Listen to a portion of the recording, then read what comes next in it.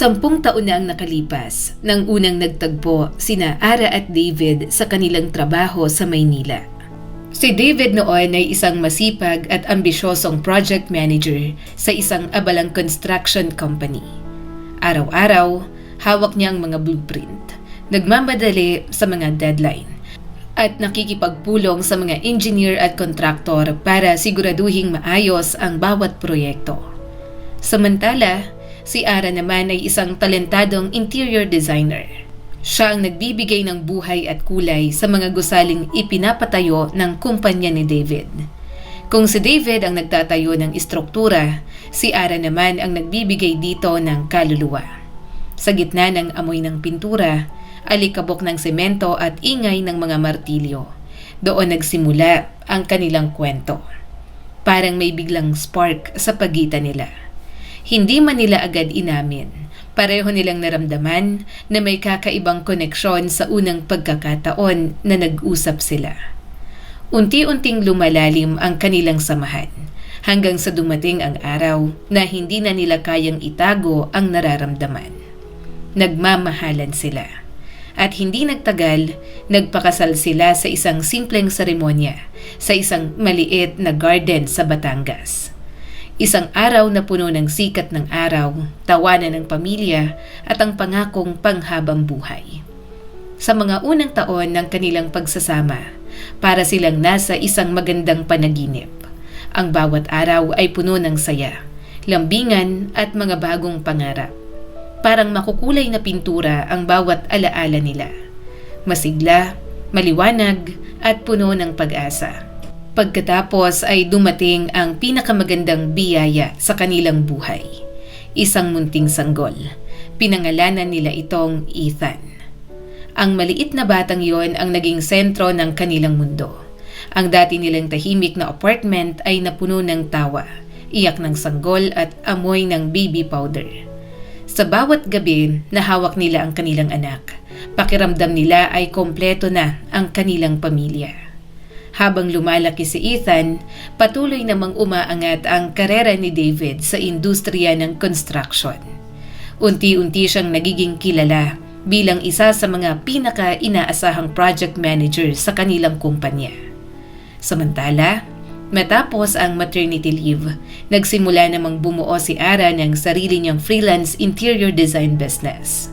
At doon niya tunay na natagpuan ang kanyang passion. Kadalasan, ang mga kliyente niya ay mayayaman na may malalaking bahay.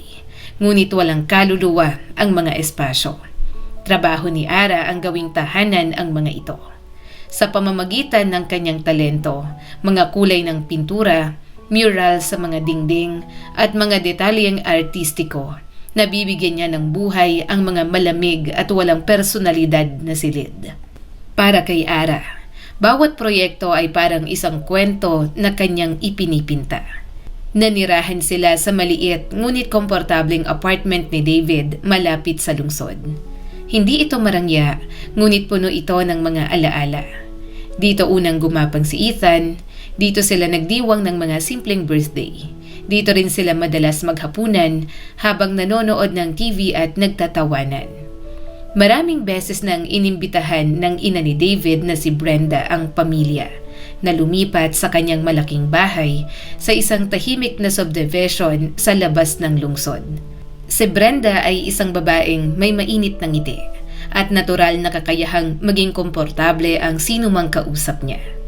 Tuwing bibisita sila roon, lagi niyang sinasabi, "Anak, bakit hindi na lang kayo dito tumira? Maluwang ang bahay. Mas may space si Ethan para maglaro." Ngunit si David ay likas na independent. Magalang niyang tinatanggihan ang alok ng ina. Gusto niyang magkaroon sila ng sariling espasyo, sariling mga desisyon, at sariling buhay bilang pamilya. Hindi naman ito dahil may alitan. Sa katunayan, napakalapit ni Ara sa kanyang biyanan. Para kay Ara, hindi lamang biyanan si Brenda. Parang ikalawang ina rin niya ito. Madalas siyang nakikinig sa mga payo nito. Mula sa kung paano gumawa ng perpektong lasagna, hanggang sa pag-aalaga ng mga masiselang orchid sa hardin. Si Brenda kasi noon ay kilala ring mahusay na kusinera. Noong kabataan niya, naging chef siya sa isang sikat na bistro sa Makati. Kaya hanggang ngayon, ang kusina niya sa bahay ay parang isang maliit na laboratory ng mga bagong recipe. Araw-araw ay may bagong ulam na sinusubukan. Ngunit nitong mga nakaraang buwan, napansin ni Ara na parang may nagbago kay Brenda. Hindi na kasing sigla ang dating masayahing babae. Ilang beses na rin itong naospital. At sa tuwing naiisip yon ni Ara, sumisikip ang kanyang dibdib sa pag-aalala. Mahal niya si Brenda. Ngunit sa kabila ng pag-aalala sa kanyang biyanan, may isa pang bagay na hindi mapakali sa isip ni Ara. Parang may nagbabago rin sa pagitan nila ni David. Ang relasyon nilang dati napakainit at natural, ngayon ay parang unti-unting lumalamig. Parang ang dating makukulay na pintura ng kanilang pagmamahalan ay dahan-dahan ng kumukupas. Paulit-ulit na pinipiga ni Ara ang kanyang isip para maghanap ng dahilan. May nagawa ba siyang mali?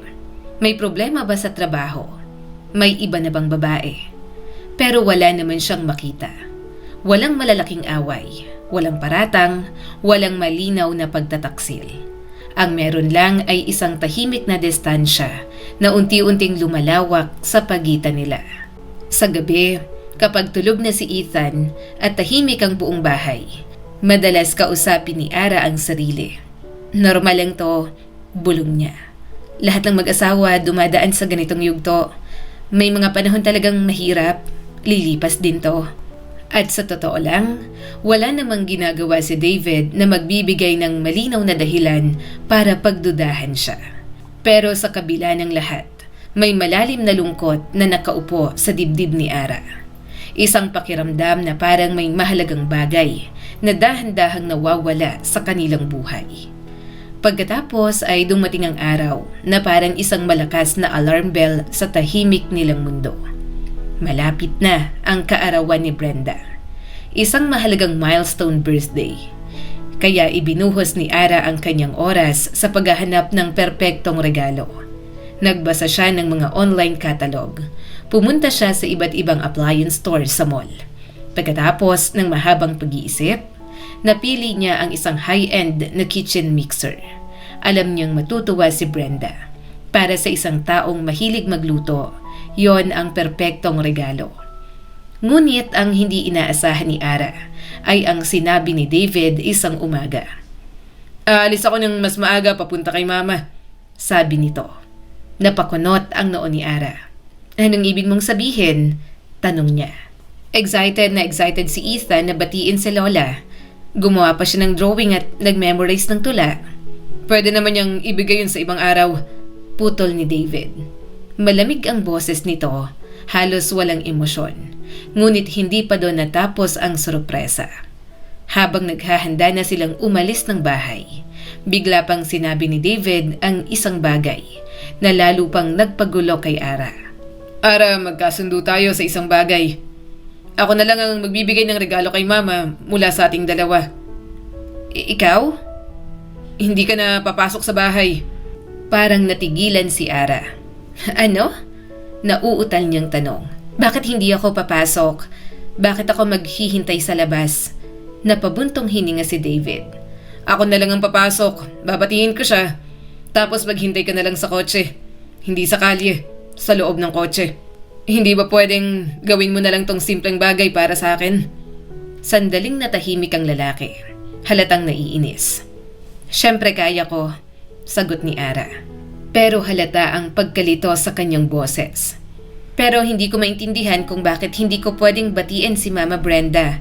Baka magtampo siya. Pagkatapos ay dahan-dahang lumabas ang tanong na matagal nang nakatago sa kanyang isip.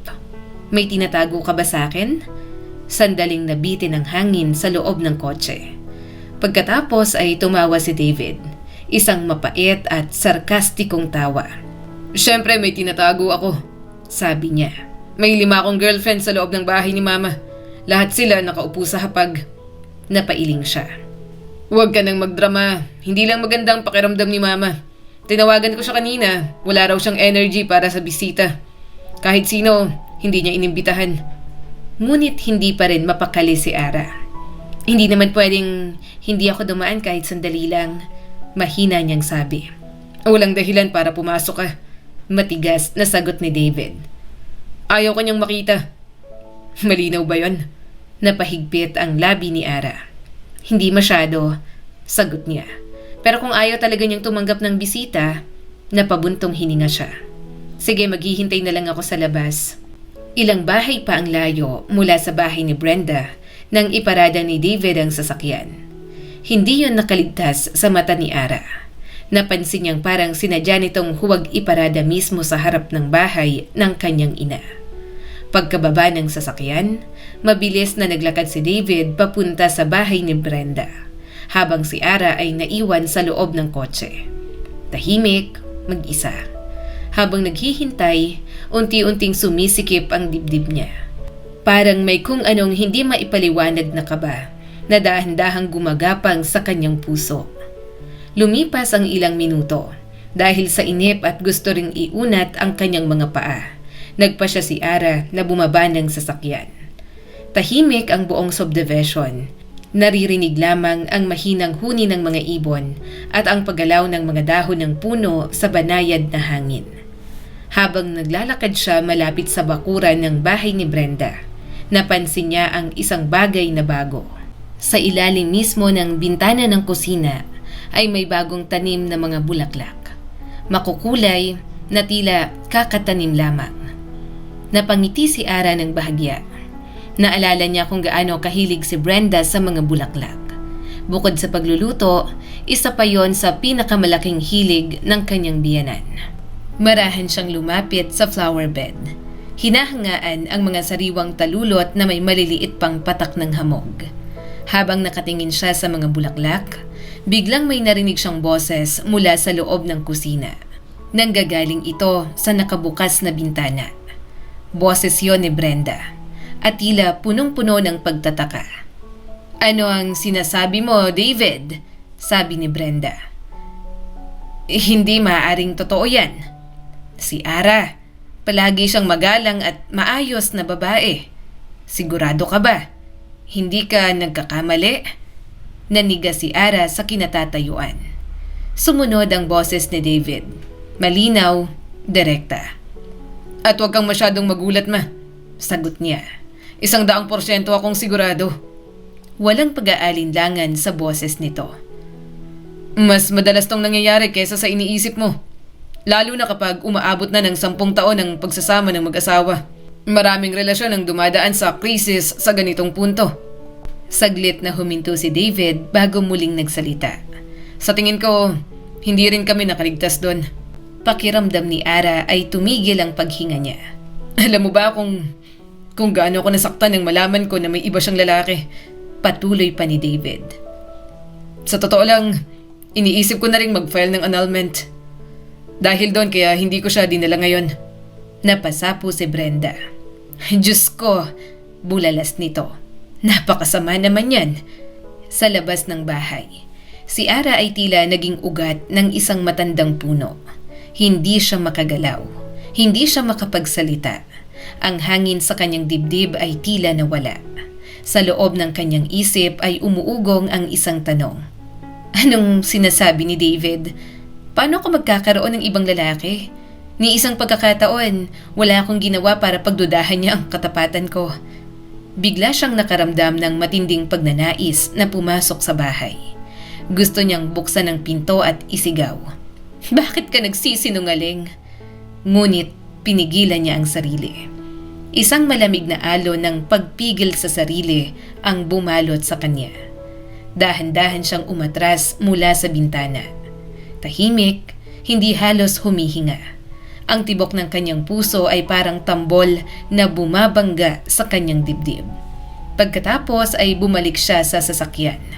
Umupo siya sa loob na parang isang hungkag na katawan. Wala siyang maramdaman kundi ang pagkalito at sakit. Ang unang instinct niya ay harapin si David. Tanungin ito. Piliting aminin ang katotohanan. Ngunit may isa pang naisip si Ara. Kung gagawin niya yon, siguradong sasabihin ni David na nakikinig siya sa usapan ng iba. na siya ang may mali, na siya ang naghihinala. Napapikit siya. Kailangan kong manahimik muna, sabi niya sa sarili. Pero hindi ito matatapos dito. Sa bandang huli, lalabas din ang totoo. Malalaman ko kung ano talagang nangyayari at kung sino ang niloloko. Kung balak niya akong iwan at ibuhos ang lahat ng sisi sa akin, malalaman ko rin yun. Makalipas ang ilang minuto, lumabas na si David mula sa bahay. Mukha itong relax na relax, parang walang anumang problema sa mundo. Napansin din ni Ara ang isang bagay. Hindi lumabas si Brenda upang ihatid ang kanyang anak. Yon ay kakaiba. Dahil sa sobrang lapit nilang mag-ina, palagi itong lumalabas sa pinto kapag umaalis si David. Nang makaupo si David sa driver's seat, pinili ni Ara na huwag banggitin ang narinig niya. Sa halip ay mahinahon niyang tinanong, "Kamusta si Mama? Nagustuhan niya bang mixer?" Oo, ayos ng lahat," sagot ni David habang kumakaway ng walang pakialam. "Nagpasalamat naman siya." Napakagaan ng sagot nito. Parang walang nangyaring seryosong usapan. Sinubukan pa ni Ara na magtanong ng kaunti, pero puro malabong sagot lang ang nakuha niya. Habang nagmamaneho si David, nakatingin lang si Ara sa bintana. Siguro nagkamali lang ako ng narinig. Pilit niyang sinisiksik sa isip. Baka mali lang ang pagkaintindi ko? Ngunit may isang tanong na paulit-ulit sa kanyang isip. Paano magagawang magsinungaling ng isang matinong tao sa sarili niyang ina? At sa mismong araw pa ng birthday nito, isang malamig na pakiramdam ang dumaan sa kanyang katawan. Kinagabihan, hindi pa rin mapalagay si Ara. Kaya napagpasyahan niyang tumawag kay Brenda upang personal na batiin ito ng happy birthday. Pinindot niya ang numero. Tumunog ang telepono, 1, 2, 3, ngunit walang sumasagot. Patuloy itong nagre-ring. Naalala ni Ara na kanina lang ay malinaw niyang narinig ang boses ni Brenda habang kausap si David. Ibig sabihin, sadyang hindi sinasagot. Siguro naniniwala na siya sa sinabi ni David. Malungkot na isip ni Ara. Siguro iniisip niya na traidor ako. Alam ni Ara kung gaano kaseryoso si Brenda pagdating sa pagtataksil. Hindi nito pinapatawad ang mga taong sumisira ng pamilya. Habang iniisip yon ni Ara, biglang bumukas ang pinto ng bahay. Dumating na si Ethan mula sa paaralan. Ngunit nang makita ni Ara ang report card ng anak, muli siyang nabigla. May bagsak itong marka sa kandak. "Anong nangyari dito?" tanong ni Ara habang nakakunot ang noo. "Anong ginawa mo sa school?" Umiling si Ethan. "Hindi ko po kasalanan, Ma," sabi niya habang bahagyang nanginginig ang mga labi. "Alam mo naman yung ibang kaklase ko na mayayaman ng mga magulang, yung sina Jake, Noah at yung iba pa. Lahat sila pinapaboran ng mga tao sa school kahit ng teacher. Akala nila pwede nilang gawin na kahit anong gusto nila." Huminga siya ng malalim. "Tapos lagi nila akong inaasar, pati yung ibang kaklase na hindi nila kayang utusan. At kahit sila ang nagsisimula, kami pa rin ang napapagalitan sa huli." Huminto si Ethan sa pagsasalita. Halatang naiiyak. Tahimik na nakinig si Ara habang tinititigan ng anak. Sa sandaling yon, may kung anong matibay na desisyon ang nabuo sa kanyang dibdib. "Sige," sabi ni Ara habang tumitigas ang kanyang tingin. "Bukas pupunta ako sa school mo. Ako mismo ang kakausap sa teacher mo at aalamin ko kung ano talagang nangyayari." Sandaling nawala sa isip ni Ara ang usapang narinig niya kina David at Brenda. Para sa kanya, mas mahalaga muna ang anak. Kahit ano pang problema sa asawa ko, makakapaghintay naman yon, sa isip niya. Pero ang problema ng anak ko hindi. Kinabukasan, maaga silang naglakad ni Ethan papunta sa paaralan. Matatag ang bawat hakbang ni Ara. Pagdating nila sa classroom, kinausap niya ang teacher ni Ethan. Isang babaeng mukhang pagod at may mga matang tila kulang sa tulog. Ipinaliwanag ni Ara ang lahat ng sinabi ng anak. Ngunit sa halip na unawain ang panig ni Ethan, umiling lang ang guro. "Pasensya na ho," sabi nito. "Pero hindi po yan totoo. Nagkakamali lamang si Ethan. Sa klase namin, maayos ang samahan ng mga bata." Saglit itong tumigil bago muling nagsalita. Sa totoo lang, minsan si Ethan pa nagsisimula ng away. Tinatawag niya ng kung ano-ano ang ibang bata tapos magrereklamo. Hindi makapaniwala si Ara sa narinig. Hindi ako sang-ayon dyan, sagot niya at matatagang boses. Kilala ko ang anak ko. Hindi siyang unang nananakit, hindi siya nagsisimula ng gulo. Palagi siyang nagiging tapat at patas sa kapwa niya. Napabuntong hininga ang guro. Halatang naiilang ito sa usapan. Alam ko naman na mabait si Ethan, sabi nito. Pero alam niyo naman nagbabago ang mga bata. Baka may ibang problema siyang pinagdadaanan kaya ganito ang kanyang asal. Napakunot ang noo ni Ara. Anong problema ang tinutukoy ninyo? May bahagyang talim ang boses niya. Ngunit agad niyang napagtanto na wala siyang mapapala sa pakikipagtalo. Mukhang hindi na magbabago ang pananaw ng paaralan.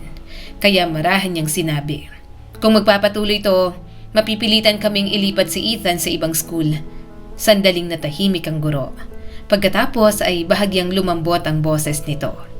Sa totoo lang, sabi nito, baka yun na nga ang pinakamainam na desisyon. Huwag kayong mag-alala. Hindi ko kayo pipigilan.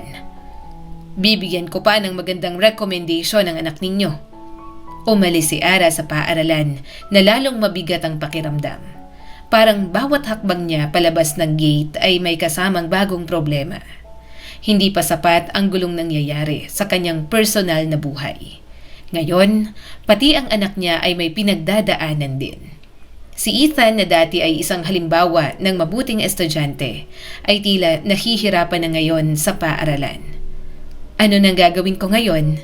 Bulong ni Ara sa sarili habang naglalakad pa uwi. Dapat ko na bang kausapin si David ng seryoso? Hindi naman siya natatakot sa usapan. Ang ayaw lang niya ay mas dumami pa ang problema. Sa ngayon, kailangan muna niyang ayusin ang sitwasyon ni Ethan. Pagkatapos, sa kanya haharapin ang gulo sa sarili niyang buhay. At syempre, hindi rin pwedeng pabayaan ng trabaho. Sa katunayan, dahil sa mga nangyayari, pakiramdam ni Ara ay kailangan niyang magtrabaho ng mas doble. Dahil kung totoo ngang mauuwi sa hiwalayan ng lahat, siya lamang ang aasahan ni Ethan. Kinabukasan, pumunta si Ara sa bahay ng isang bagong kliyente. Isang batang doktor ang may-ari ng bahay. Si Dr. Julian Villegas, isang lalaking may maamong mukha at tahimik na personalidad. May ipinapagawa siyang mural sa kwarto ng kanyang maliit na anak na babae. Gusto niya ng isang makulay at parang fairy tale na disenyo para sa silid ng bata. Habang pinag-uusapan nila ang detalye ng mural, napansin ni Ara na may kulang. May gusto bang idagdag ang mommy ng bata? Tanong niya. Baka may idea rin siya. Sandaling natahimik ang doktor. Pagkatapos ay marahan itong nagsalita. Wala siyang mommy. Bahagyang nanghina ang boses niya. Kami na lang dalawa ni Lucy. 3 taon na mula nang pumanaw ang asawa ko. Nabigla si Ara. Patawad po. Sabi niya agad habang napapatakip ng bibig. Hindi ko po alam. Ngumiti ng bahagya ang doktor. Hindi. Ako dapat ang humingi ng paumanhin. Sagot nito.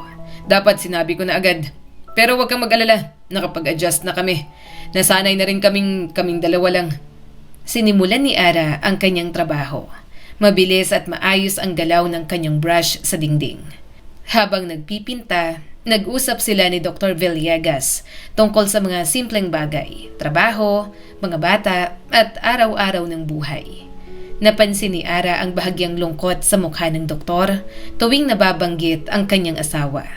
Kaya sinubukan niyang ilayo ang usapan sa mga masasakit na alaala. Nagkwento siya ng kaunti tungkol sa sarili. Binanggit niya ang kanyang 8 taong gulang na anak na si Ethan. Nabanggit din niya ang kaunting problema nito sa school. Pagkatapos ay nagtanong siya tungkol sa trabaho ng doktor. At doon, nangyari ang hindi inaasahang pagkakataon. Saang ospital ka nagtatrabaho, Doc? Tanong ni Ara. Ngumiti naman ang doktor. Sa St. Catherine Medical Center. Biglang nanlaki ang mga mata ni Ara. Dahil yun mismo ang ospital na ilang beses nang pinuntahan ni Brenda para sa kanyang mga pagsusuri at gamutan. Isang kakaibang pakiramdam ang dumaan sa kanyang dibdib. Parang may bagong piraso ng puzzle na malapit ng mabuo. Habang patuloy na nagpipinta si Ara sa dingding ng silid ni Lucy, hindi niya mapigilan ang sarili na magtanong. Kung totoo ngang nagtatrabaho si Dr. Villegas sa parehong ospital kung saan nagpapagamot si Brenda, marahil alam nito ang tunay na kalagayan ng kanyang biyanan. Kaya dahan-dahan niyang tinanong, Doc, kilala niyo po ba si Brenda Mañosca? Agad na tumingin sa kanya ang doktor. Oo, sagot nito. Kilala ko siya. Matagal ko na siyang pasyente sa ospital. Biglang kumabog ang dibdib ni Ara. Kumusta na po ang kalagayan niya? Tanong niya at puno ng pag-aalala. May pag-asa pa po ba siyang gumaling? Sandaling natahimik si Dr. Villegas. Ang dating maamo niyang mukha ay naging seryoso. Sa totoo lang, marahan niyang sabi. Hindi maganda ang resulta ng mga huling tests niya. Napahinto si Ara sa pagpipinta. Paumanhin kung ako ang magdadala ng ganitong balita, dugtong ng doktor. Pero ayon sa mga pagsusuri, hindi naaabot ng 8 buwan ang buhay ng iyong biyanan. Parang gumuho ang mundo ni Ara sa narinig. Ano? Mahina niyang bulalas. Halos hindi lumabas ang boses niya. Ang dibdib niya ay parang biglang piniga. Hindi lamang para kay Brenda ang sakit na nararamdaman niya, kundi pati na rin kay David. Wala na po bang magagawa? Tanong niya at halos pabulong. Dahan-dahang umiling si Dr. Villegas. Minsan may mga sakit na kahit gaano pa ka-advance ang medisina wala na talaga tayong magagawa. Sa totoo lang, himala nga na umabot pa siya hanggang ngayon. Napakalakas ng loob ng babaeng yun. Alam niya ang kalagayan niya pero hindi siya sumusuko. Napapikit si Ara. Sa sandaling yon, sabay-sabay na emosyon ang pumasok sa kanyang puso. Matinding lungkot para kay Brenda. Ngunit kasabay nito, galit at pagkalito kay David. Hindi niya maintindihan kung bakit gagawin ng asawa niya ang sinabi nito. Paano niya nagawang sabihin sa isang babaeng malapit ng mamatay na nagkakaroon ng problema ang pamilya nila at maghihiwalay na sila ni David dahil may ibang lalaki si Ara at sa mismong araw pa ng kaarawan nito. Siguradong nasaktan si Brenda. Siguradong nag-aalala ito para sa anak niya. At sa ganitong kalagayan ng kalusugan nito, ang stress ang pinakahuling bagay na kailangan nito. Pagkatapos ng trabaho, hindi na nagdalawang isip si Ara. Dumiretso siya sa bahay ni Brenda. Kailangan niyang ipaliwanag ang lahat. Kailangan niyang sabihin ang katotohanan. Pagdating niya sa bahay, agad siyang nag-doorbell. 1, 2, 3. Ngunit walang sumasagot. Alam niyang naroon si Brenda. Pakiramdam niya ay alam ng matandang babae kung sino ang nasa labas. At tila ayaw nitong buksan ang pinto. Ngunit hindi sumuko si Ara. Patuloy siya naghintay sa porch ng bahay. Lumipas ang ilang minuto, pagkatapos ay kalahating oras. Unti-unting tumulo ang mga luha niya habang patuloy siyang nagmamakaawa. Mama Brenda, pakiusap, buksan mo ang pinto. Kahit sandali lang, makinig ka lang sa akin. Sa wakas, dahan-dahang bumukas ang pinto. Tumambad si Brenda sa kanya. Mukha itong pagod, mahina at puno ng lungkot. Alam mo, Ara, sabi ng matandang babae. May kirot sa boses nito. Palagi kitang tinatrato ng mabuti. Minahal kita na parang sarili kong anak. Mas pinagkatiwalaan pa kita kaysa kay David. Napaluha si Ara, ngunit hindi pa tapos si Brenda. At ngayon, malalaman ko na lang ang ganitong bagay. Tinalikuran mo ang anak ko. Pinagtaksilan mo siya. Mama Brenda, hindi yun totoo. Sigaw ni Ara habang umiiyak. Mahal kita at palagi kitang minahal. At si David din. Sa buong pagsasama namin, hindi ako tumingin kahit minsan sa ibang lalaki. Ngunit ang mukha ni Brenda ay nanatiling malungkot at puno ng pagdududa. Parang gusto niyang maniwala, ngunit mas pinili niyang maniwala sa sariling anak. Tama na, Ara. Mahina ngunit matigas na sabi nito. Umalis ka na. Hindi magandang pakiramdam ko. Kailangan kong magpahinga. At kung anuman ang problema ninyo ni David, kayo na ang mag-ayos niyan. Saglit itong tumingin kay Ara. Pero tandaan mo, may anak kayo. Wala nang nagawa si Ara kundi ang umalis. Mabigat ang kanyang puso. Hindi siya pinaniwalaan. Ang lahat ng paliwanag niya ay parang nahulog lamang sa walang laman na hangin. Habang naglalakad pa uwi, dumaan si Ara sa isang maliit ngunit maaliwalas na cafe. May malalaking bintana ito na tanaw mula sa kalsada.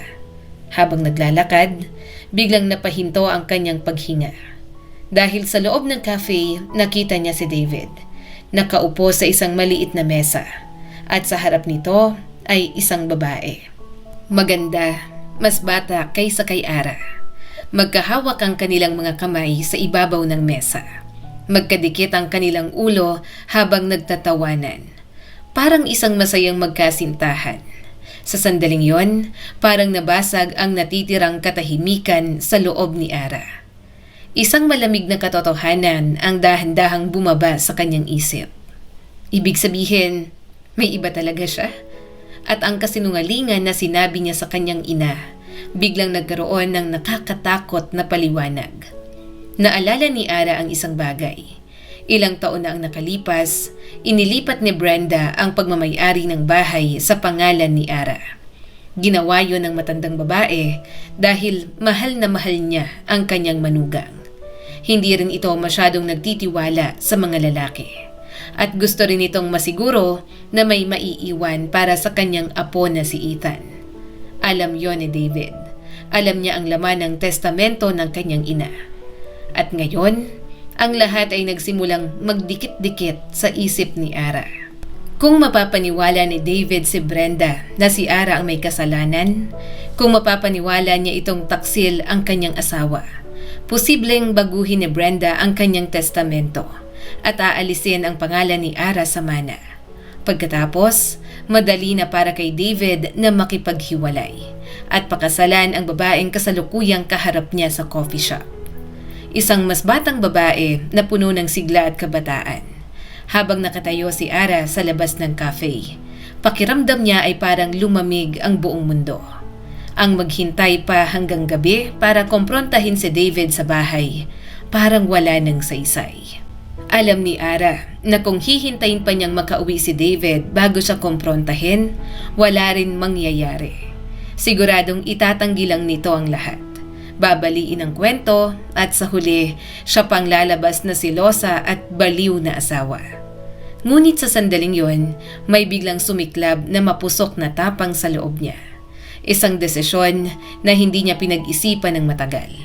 Diretso siyang pumasok sa cafe. Hindi siya napansin ni David at ng babae dahil abala ang dalawa sa kanilang masayang usapan. Tahimik siyang dumiretso sa likod ng cafe. Doon ay may nakita siyang isang waitress. Lumapit si Ara at mahina siyang nagsalita. Miss, pwede bang makahiram ng apron? Nagkunwari siya na parang may maliit na prank para sa kaarawan ng isang kaibigan. Nakangiti ang waitress. Natuwa ito sa ideya.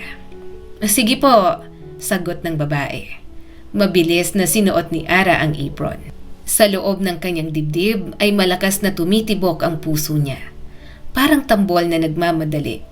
Pagkatapos ay naglakad siya papunta sa mesa kung saan nakaupo si David. Abalang-abala pa rin ang lalaki sa pakikipag-usap sa kanyang kasama. Halos hindi man lang ito lumingon. Sa katunayan, hindi man lang niya nakilala ang sariling asawa. Pinili ni Ara ang tamang sandali at sa isang galaw na tila aksidente, tinapo niya ang isang mainit na tasa ng kape sa kandungan ni David. Sigaw ni David habang napatalon mula sa upuan. Galit na galit ang mukha nito. Ano bang ginagawa mo? Sigaw niya. Nagsimula itong sumigaw sa waitress. Wala ka bang mata? Alam mo ba kung gaano kamahal ang suot kong pantalon? Nagbanta pa ito na ipapapulis ang cafe at ipapasara ang buong establishmento. Ngunit nang tuluyan niyang itinaas ang kanyang ulo, nagtagpo ang kanilang mga mata. Nanlaki ang mga mata ni David. Pagkilala, pagkatapos ay gulat. Ara, bulalas niya. Anong kalokohan to? Tiningnan siya ni Ara. Ang mga mata niya ay puno ng sakit. Ngunit may kasama na ring matibay na determinasyon. Eto? Sagot niya. Eto ang katapusan ng kalokohan mo. Alam ko ng lahat. Tahimik ang buong cafe. Lahat ng tao ay nakatingin sa kanila. Sinasadya mong magsinungaling sa nanay mo tungkol sa akin, hindi ba? Sabi ni Ara. Para baguhin niya ang kanyang testamento. Napatawa siya ng mapait. Huwag kang mag-alala. Hindi ko kukunin ang bahay. Sayong-sayo na yon. Hindi na niya hinintay ang sagot. Tumalikod siya at mabilis na lumabas ng cafe. Ayaw niyang makita ni na David at ng babae ang luha na bumubuhos sa kanyang pisngi. Pagdating sa bahay, tuluyan ang bumagsak sa kanya ang bigat ng lahat. Alam na niyang tapos na ang kanyang kasal. Hindi na ito maaayos pa. Tahimik siyang nagsimulang mag-empake. Inilagay niya sa bag ang mga gamit niya at ni Ethan. Maingat, mabagal, kahit ang kanyang puso ay parang nilindol ng emosyon. Ma? Tanong ni Ethan habang pinapanood siya. Anong ginagawa mo? Pupunta ba tayo sa kung saan? Huminga ng malalim si Ara. Oo anak, malambing ngunit matatag niyang sagot. Kailangan na nating umalis. Wala siyang malinaw na plano. Hindi niya alam kung saan sila pupunta. Pero isang bagay ang sigurado. Hindi na niya kayang manatili sa parehong bahay kasama ang lalaking ganon kalupit ang ginawa sa kanya. Habang nag-iimpake, biglang tumunog ang kanyang cellphone. Si Dr. Villegas ang tumatawag. Agad niya itong sinagot. Ara, sabi ng doktor. Dinala sa ospital si Brenda. Biglang tumigil si Ara. Ano? Bigla siyang inatake ng matinding komplikasyon dahil sa sakit niya. Paliwanag ng doktor. Malaki ang posibilidad na dulot ito ng matinding stress. Sa kabila ng lahat ng nangyayari sa kanila ni Brenda, hindi na nagdalawang isip si Ara. Iniwan niya ang lahat ng ginagawa at agad siyang pumunta sa ospital. Pagdating niya roon, si Dr. Villegas mismo ang sumalubong sa kanya. Huwag kang mag-alala, sabi ng doktor. Nalampasan na niya ang pinakamapanganib na bahagi. Napansin nito ang namumugto niyang mga mata. At sana, huwag mong masyadong pahirapan ang sarili mo. Halata kasing umiyak ka ng husto. Tumango si Ara. Oo, pero hindi lang dahil kay Brenda. Mahina niyang sabi. Sandaling natahimik siya bago nagsalita ulit. Gumuho na ang buong buhay ko. Maghihiwalay na kami ng asawa ko. Umalis na kami ng anak ko sa bahay. Napabuntong hininga siya. Hindi ko nga alam kung saan kami pupunta. Kung pwede nga lang, dito na lang muna kami sa ospital matulog. Baka may bakanteng kwarto kayo. Bukas na lang kami maghahanap ng matitirhan. Tinitigan siya ni Dr. Villegas. Mukhang nag-aalala. Seryoso ka ba? Tanong niya. Pagkatapos ay parang may naisip ito. Alam mo, sa tingin ko hindi magandang ideya yon. Nagulat si Ara. Ngunit ngumiti ang doktor. Kung wala talaga kayong mapupuntahan, sa bahay ko muna kayo tumira. Kayong dalawa ni Ethan. Habang naghahanap kayo ng permanenteng tirahan. Namula si Ara. Nako, ayaw naman naming maging abala. Ngunit agad siyang pinutol ng doktor. Hindi kayo abala. Malaki naman ang tinitirhan ko. Nakita mo naman. At saka, doon mo rin ipipinta ang kwarto ni Lucy. Naging tahimik si Ara. Nahihiya siyang tanggapin ang tulong ng isang taong halos kakakilala pa lang niya. Ngunit wala na siyang ibang pagpipilian. Kinagabihan, dumating sina Ara at Ethan sa bahay ni Dr. Villegas. Doon ay nakilala ni Ethan ang anak nitong si Lucy. Magkaedad lang ang dalawang bata at agad silang nagkasundo. Habang naglalaro sila, nagkwento si Lucy. Alam mo, sabi niya kay Ethan, may mga bulletin sa school namin. Yung mga anak ng mayayaman, lagi nila kaming inaasar at lagi silang kinakampihan ng principal. Tumango si Ethan. Ganyan din sa school ko. Saglit siyang nag-isip. Pagkatapos ay ngumiti ng may kaunting kalokohan. Alam ko na, bukas pupunta ako sa school mo. Kapag inasar ka nila, i-record ko sila sa cellphone ko. Pagkatapos, ipopost ko sila sa internet para makita ng lahat kung anong klaseng tao talaga sila. Habang abala sina Ethan at Lucy sa kanilang maliit na plano laban sa mga bully sa paaralan, walang kaalam-alam si Ara sa mga balak ng mga bata. Ang mga araw niya ay parang mabilis na umiikot na gulong. Halos wala siyang pahinga.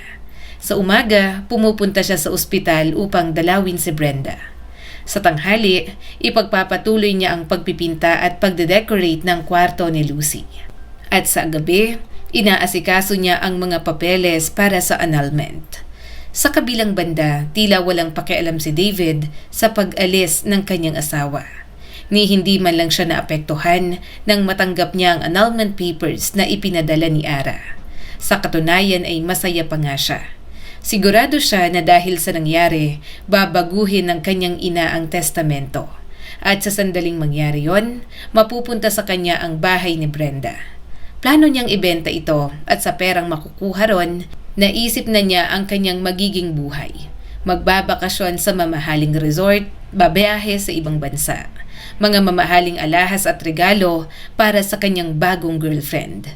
Para kay David, parang nasa tamang direksyon ang lahat. Samantala, ang plano ni Ethan ay naging mas matagumpay kaysa sa inaasahan niya. Ang video na na-upload niya sa internet ay kumalat ng mabilis.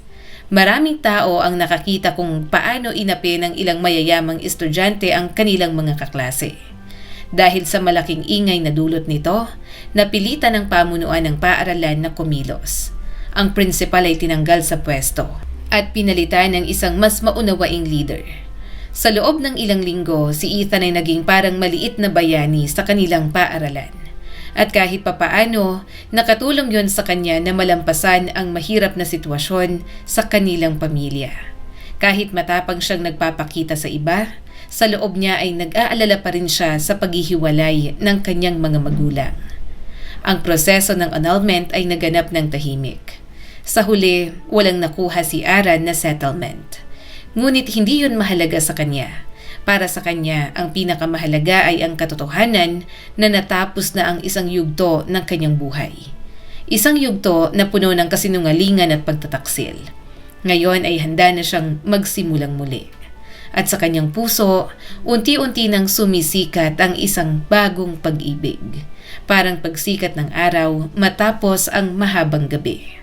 Ang pananatili nila sa parehong bahay ay naglapit sa kanya at kay Dr. Villegas. Unti-unti nilang nakilala ang isa't isa. Nakilala ni Ara ang kabaitan ng doktor. At nakita naman ni Julian ang tapang at kabutihan ng puso ni Ara.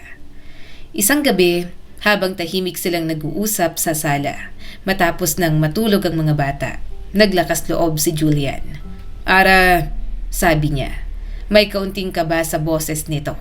Kailangan kong sabihin sa iyo ang isang bagay. Tumingin sa kanya si Ara. Matagal ko na tong nararamdaman. Mahal na kita. Tahimik ang silid. Ngunit sa halip na matakot, may init na dumaloy sa puso ni Ara. Isang pakiramdam na matagal na niyang hindi naramdaman. Hindi nagtagal, naglabas si Julian ng maliit na kahon. Ara, pakakasalan mo ba ako? Napangiti si Ara habang may luha sa kanyang mga mata. Oo, pakakasalan kita. Ngunit bago tuluyang magsaya ang sandali, may sinabi pa si Julian. Tsaka may magandang balita ako. Dagdag niya na may kaunting ngiti sa labi. Isang balita na baka ikagulat mo. Ang dati mong biyanan, si Brenda, hindi siya mamamatay. Nanlaki ang mga mata ni Ara. Ano? May sakit siya, paliwanag ni Julian. Pero hindi ganun kalala gaya ng unang akala natin. May pagkakamali sa resulta ng laboratory. Sa totoo lang, mabubuhay pa siya ng maraming taon. Napangiti si Ara. Sa kabila ng lahat ng nangyari sa pagitan nila ni Brenda, hindi niya kailanman hinangad ang masama para dito. Pagkalipas ng ilang linggo, nakauwi na si Brenda mula sa ospital at nag-ipon ng lakas ng loob si Ara upang bisitahin ito. Kinakabahan siyang tumayo sa harap ng pinto ng bahay. Hindi niya alam kung paano siya tatanggapin. Dahan-dahan niyang pinindot ang doorbell. Pagkaraan ng ilang sandali, bumukas ang pinto. Ara, sabi nito sa bahagyang paos na boses. Sinabi na sa akin ni Dr. Villegas ang lahat. Ang tungkol kay David. Ang tungkol sa mga kasinungalingan niya. Napaluha si Ara. Patawad, sabi ni Brenda. Nagduda ako sa'yo. Agad siyang niyakap ng matandang babae. Isang mahigpit na yakap na puno ng pagmamahal. Alam kong hindi mo kayang gawin yon. Para ka na ring anak sa akin. Matagal silang nag-usap, nag-iyakan at tuluyang naayos ang lamat na ginawa ni David sa kanilang relasyon. Ngunit para kay David, ibang kwento ang nangyari. Nang malaman niyang buhay pa ang kanyang ina at hindi pa pala ito mamamatay agad, para siyang binuhusan ng malamig na tubig. Ibig sabihin, wala siyang mamanahing bahay sa ngayon. Wala ring ibebenta. Wala ring pera para sa kanyang mga plano. At nang malaman yon ng kanyang kasintahan, mabilis itong lumayo. Humanap ito ng ibang lalaking mas mayaman at mas may maipapangako. Sa isang iglap, naiwan si David na walang-wala. Ang lahat ng plano niyang kinabukasan ay gumuho na. Minsan, sinubukan niyang tawagan si Ara para makipag-ayos. "Hello, Ara," sabi niya sa telepono na parang walang nangyari. Ngunit matatag ang sagot ni Ara. "David, tapos na tayo." Sandaling natahimik ang lalaki. Pagkatapos ay idinagdag ni Ara na may kumpiyansang ngiti sa kanyang boses. "At saka magpapakasal na ako. Malapit na ang kasal namin. At may darating na rin na bagong baby." At yon ang totoo. Hindi nagtagal, nagpakasal sina Ara at Julian sa isang simpleng seremonya. Tahimik ngunit puno ng pagmamahal. Ang kanilang dalawang pamilya ay naging isang masayang tahanan. Si Ethan at Lucy ay parang tunay na magkapatid. At sabay nilang hinintay ang pagdating ng isang bagong miyembro ng pamilya. Isang bagong simula, isang bagong buhay, matapos ang lahat ng sakit at pagtataksil. Sa wakas, natagpuan ni Ara ang pagmamahal na karapat-dapat sa kanya. Lumipas ang ilang taon, ang dating magulong buhay ni Ara ay tuluyan ang napalitan ng katahimikan at tunay na kaligayahan. Sa kanilang bagong tahanan, madalas marinig ang tawanan ng mga bata. Si Julian ay nanatiling isang mabait at mapagmahal na asawa. Hindi niya kailanman ipinaramdam kay Ara na ito ay may masakit na nakaraan. Sa halip, palagi niyang pinapaalala na ang nakaraan ay hindi hadlang sa isang mas magandang kinabukasan. Samantala, ipinagpatuloy ni Ara ang kanyang trabaho bilang interior designer. Ngunit ngayon, mas lalo siyang naging inspirasyon sa marami. Hindi lamang dahil sa kanyang talento, kundi dahil sa kanyang katatagan bilang isang babae at ina. Marami sa kanyang mga kliyente ang naging kaibigan niya at madalas niyang ibinabahagi ang kanyang kwento. Kung paano siya bumangon mula sa sakit, pagtataksil at pagkawasak ng pamilya. At sa bawat pagkakataon, iisa ang sinasabi niya. Kapag may nawala sa buhay mo, hindi ibig sabihin ay katapusan na yon. Minsan, yun pa ang simula ng mas maganda. Si Brenda na minsang naniwala sa kasinungalingan ng sariling anak ay patuloy na naging bahagi ng buhay ni Ara at ng mga bata. Madalas siyang bumisita sa kanilang bahay. Tuwing linggo, sabay-sabay silang kumakain ng tanghalian habang si Brenda ang nagluluto ng kanyang mga paboritong putahe. Minsan, habang pinapanood niya sina Ara at Julian na nagtatawanan sa kusina, napapailing na lang siya at sinasabi, "Talagang may plano ang Diyos sa bawat bagay. Kung hindi nangyari ang lahat ng yon, baka hindi rin natagpuan ni Ara ang tunay na taong magpapasaya sa kanya." Sa kabilang banda, ang buhay ni David ay naging kabaligtaran ng kanyang inaasahan. Ang babaeng ipinagpalit niya sa kanyang pamilya ay matagal nang umalis sa kanya. Wala siyang makuha sa mana ng kanyang ina. At ang mga kaibigan na akala niya'y kakampi niya ay isa-isa na ring nawala. Paminsan-minsan, naaalala niya ang dating buhay. Simpleng bahay, tawa ni Ethan at ang kabutihan ni Ara. Ngunit huli na ang lahat. May mga desisyon sa buhay na hindi na maibabalik. Ang kwento ni Ara ay paalala sa atin ng ilang mahahalagang aral sa buhay. Una, ang kasinungalingan at panlilinlang ay maaaring magtagumpay sa maikling panahon, ngunit hindi ito kailanman nagtatagal. Ang taong gumagamit ng panlilinlang upang makuha ang gusto niya ay kadalasang siya rin ang unang nawawalan ng lahat. Ikalawa, ang tunay na pagkatao ng isang tao ay lumalabas sa panahon ng pagsubok, sa kabila ng sakit, kahihiyan at pagtataksil na naranasan ni Ara. Pinili niyang manatiling matatag, mapagmahal at marangal. Dahil dito, dumating sa kanyang buhay ang mga taong tunay na nagmamahal at nagpapahalaga sa kanya. At higit sa lahat, ipinapakita ng kwento na ang taong may mabuting puso ay maaaring masaktan, ngunit sa huli, siya pa rin ang tunay na pinagpapala.